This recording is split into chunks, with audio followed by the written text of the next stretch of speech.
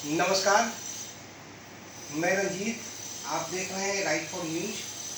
हम यहाँ अभी पहुँचे हैं YMC पब्लिक स्कूल आनंदपुरी में जो है ये स्कूल है और इसके निदेशक हैं रितेश कुमार जी।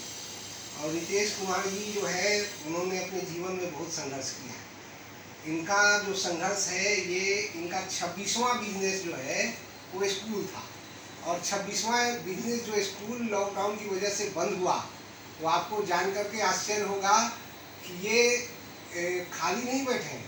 ये इन्होंने जो है एक नया बिजनेस जो है शुरू किया और आइए इन्हीं से जानते हैं कि हम ये कौन सा बिजनेस कर रहे हैं। नमस्कार सर, धन्यवाद आप लोगों ने हमारे सामने आकर के अपने विचार को आपके सामने रखने का अवसर दिया और ये अवसर में शायद हम अपना दुख को आपके संग शेयर कर सकें और कुछ एक्सपीरियंस भी हुआ ताकि उन लोगों के साथ जो लोग हमारे इस नए बिजनेस में न्यू है उनको कुछ हेल्प हो सके। हुआ यूँ कि जब लॉकडाउन में हम घर पे बैठे हुए थे तो मेरी माँ ने मुझे एक काम दिया कि बाबू जाओ दूध लेकर के पर डे आओ। दूध वाले पास जब कभी भी जाते थे, मिल्कमैन पास दूध लेने के लिए, तो आए दिन कोई ना कोई प्रॉब्लम आता था। कभी दूध में महक, कभी पतला दूध, कभी पहले दूध देना, तमाम तरीके का मुश्किलें आए। इसी बीच में हमने सोचा कि चलो एक बार गाय का डेयरी फार्म भी खोल करके देखते हैं। डेयरी फार्म जब खोलने का विचार हुआ तो मैंने पहले एक गाय से शुरुआत किया और ख़ास करके मुझे शुरू से एक माइंड में था कि सहवाल चाहे गिर गाय को लिया जाए।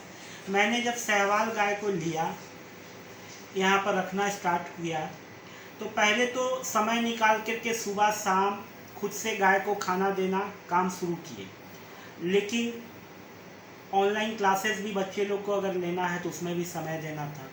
तो मैंने एक आदमी को रखा, स्टाफ को रखा। स्टाफ पे उसका सैलरी 15,000 रुपया वो पेमेंट करना वो थोड़ा टफ हुआ, तो मैंने फिर 2 गाय बढ़ाया। 2 गाय के साथ साथ क्या हुआ कि दूध के जो कस्टमर थे जो मेरे तरह अलग अलग दूध वाले से प्रॉब्लम फेस किए हुए थे, क्योंकि ये फैक्ट है कि 40 रुपया और 45 रुपया पर केजी अगर कोई मिल्कमैन दूध बेच रहा है तो उसको उतना में गुंजाइश नहीं है, उतना में वो पॉसिबिलिटी नहीं हो रहा है कि उतना कम में वो दूध दे सके, जिस कारण से मिल्कमैन जो भी व्यक्ति होता है या डेयरी वाले वो कुछ ना कुछ गड़बड़ करते हैं।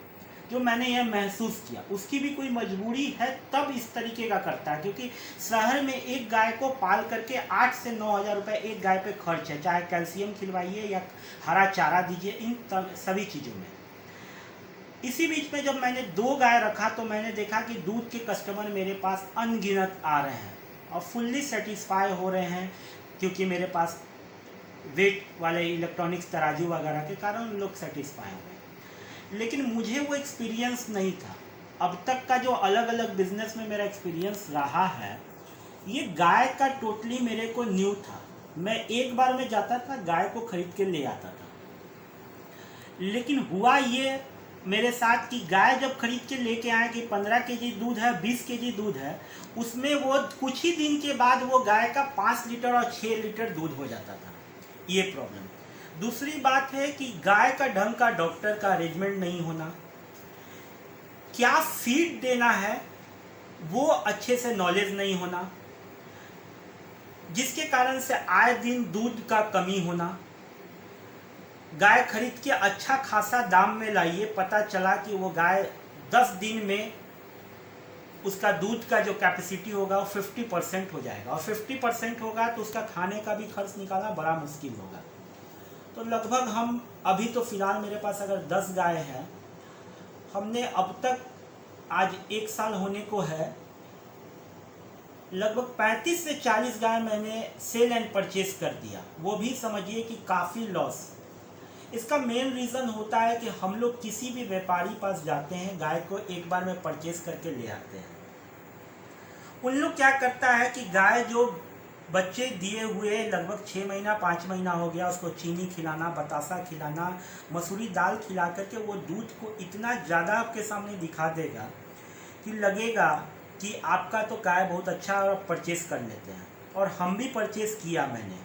जब बाद में एक्सपीरियंस हुआ तो लगा कि नहीं, व्यापारी से गाय खरीदने का मतलब या मेला में से गाय का खरीदने का मतलब कंप्लीटली लॉस है।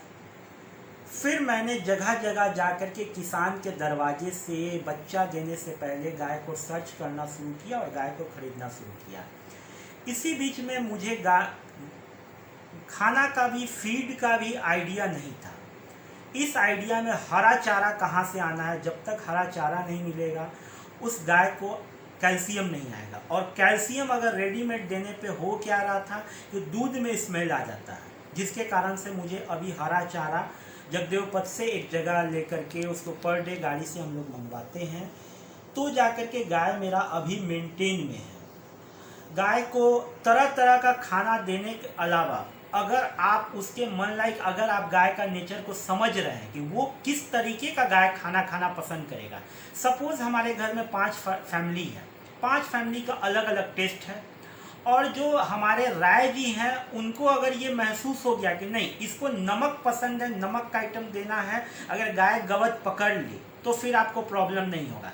पता चला कि जो तीसरे गाय को दे रहे हैं वो पहले गाय को पसंद नहीं है, तो उस हालात में क्या होगा कि गाय गवत छोड़ देगी। जैसे सपोज मेरे पास अभी 12 गाय हैं, 12 में 2 ऐसे गाय हैं कि जिसको सरसों खल्ली पसंद नहीं है, उसको सरसों खल्ली जिस दिन दीजिएगा वो गाय गवत छोड़ देगी। मेरा सुधा दाना आता है सुधा कंपनी से, वो दाना मेरा 2 गाय नहीं खाती है।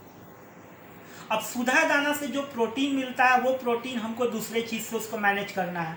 उस मैनेज को अगर आप समझ गए तो आपको कभी गाय से लॉस में नहीं जा रहे हैं। अगर आप पूरे सिस्टम को समझ रहे हैं और कस्टमर को सेटिस्फाई कर रहे हैं तो दिक्कत नहीं है।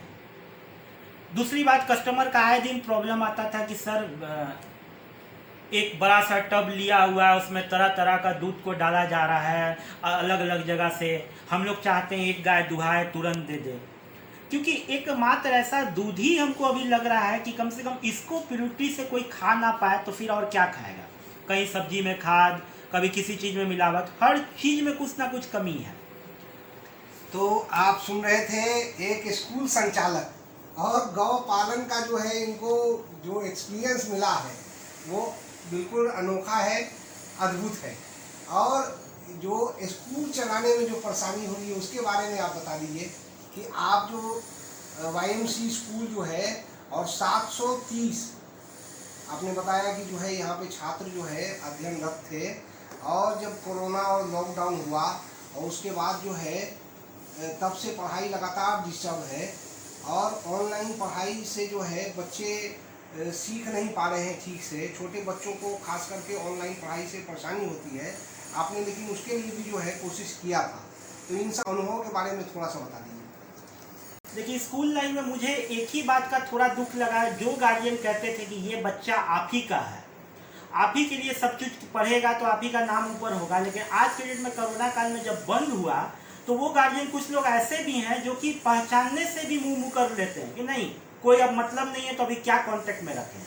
हम इस स्कूल के कारण, मैंने जहां रेंट पे था, हम बच्चे का भविष्य के लिए मेरा सबसे लोएस्ट फीस था, आज मैंने 3 बिल्डिंग परचेज किया, मेरा अपना अच्छा खासा अमाउंट इन्वेस्टमेंट हुआ, सिर्फ बच्चे को एक प्लेटफॉर्म मिल सके, इस कारण से मैंने ये 3 बिल्डिंग यहाँ YMC का परचेज किया। और अभी सामने कंस्ट्रक्शन भी हो रहा है 5 फ्लोर का बिल्डिंग, इसमें भी हम लोग काम करवा रहे हैं ताकि बच्चे को कहीं कम, अक्सर गार्जियन से ये होता है सस्ता में और कम पैसे में, वो हर गार्जियन का यही होता है कि सर फी क्या होगा, मिनिमम फीस में क्या फैसिलिटी दे रहे हैं। ये नहीं कि ऑफिस खूब दिखावे का, खूब वेल डेकोरेटेड है और बच्चा क्लासरूम में कभी पंखे से दिक्कत, कभी इन्वर्टर से दिक्कत, कभी बाथरूम से दिक्कत, टीचर से अरेंजमेंट में दिक्कत, इसके बाद स्कूल के बाद ट्यूशन जा करके दोबारा पढ़ो। इन सभी चीज़ का प्रॉब्लम दूर करने के लिए मैंने स्कूल डाला था। लेकिन अगर स्कूल्स में अगर कुछ गार्जियन का कॉपरेशन हो तो शायद मेरा हिम्मत नहीं हारेगा, मैं कंटिन्यू रहूँगा, चाहे मेरा अदर बिजनेस से क्यों ना पैसा लगाना पड़े। और मुझे अब तक यही महसूस हुआ कि मैंने स्कूल से कुछ कमाया नहीं, लॉस में हूँ, कहीं दिक्कत नहीं है, मैं इसको कंटिन्यू रखूँगा। और आगे भी यहाँ आनंदपुरी में मैंने 2 बिल्डिंग लिया है, दल्लू चकमे में मैंने 1 बिल्डिंग परचेज कर लिया ताकि वहाँ भी स्कूल आए समय में रन करेंगे। जो सामान आपको बेचना पड़ा, हाँ, एक आध बिल्डिंग ओनर मेरा क्या हुआ कि लॉकडाउन में कोई कॉपरेशन करने को तैयार नहीं हुए, उस हालात में मेरे पास स्पेस नहीं था तो कुछ फर्नीचर को मुझे एकदम पानी के भाव में सेल करना पड़ा। नहीं तो अभी मेरा बिल्डिंग खुद का तैयार हो रहा था, इसमें भी काफ़ी मेरा स्पेस था। और आज भी मैं स्कूल के टाइमिंग में यहाँ ऑफिस में मौजूद होता हूँ कि कभी कोई गार्जियन को कोई प्रॉब्लम हो ऑनलाइन क्लासेस में या किसी तरह का मदद हो तो मैं हर समय अपने ड्यूटी पे मौजूद हूँ। धन्यवाद। आपने सुना, रितेश जी जो है बता रहे थे स्कूल चलाने की परेशानियों के बारे में, और ये जो अभी जो इनका बिजनेस है उसके बारे में इन्होंने बताया कि जो है जो गौ पालन है उसमें भी अनेक तरह की समस्याओं का सामना इनको करना पड़ा है, और बावजूद इसके जो है ये लगातार जो है लगे हुए हैं।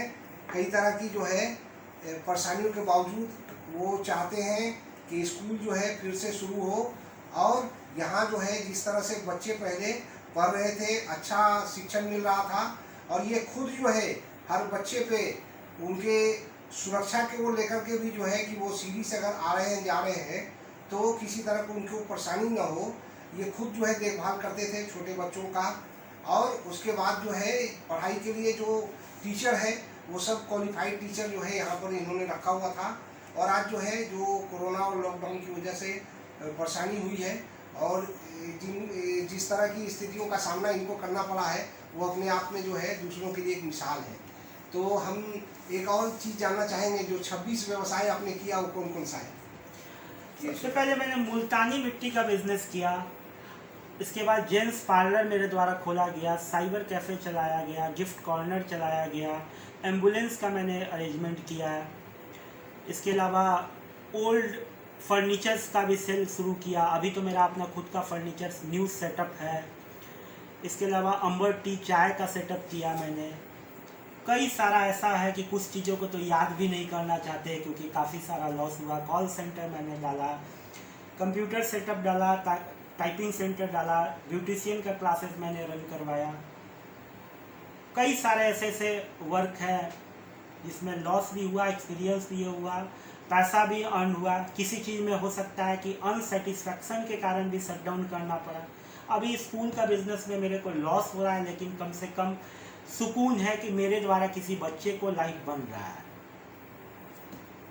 धन्यवाद सर, आपने बहुत सारी जानकारियाँ दी है। हमको लगता है कि बहुत से लोगों को आपका जो अनुभव है उससे ढेर सारी जो है कई जो है लोग जो हिम्मत हार जाते हैं, आप जो है एक मिसाल है कि आप हिम्मत नहीं हारते हैं, आप लगातार संघर्ष करते हैं।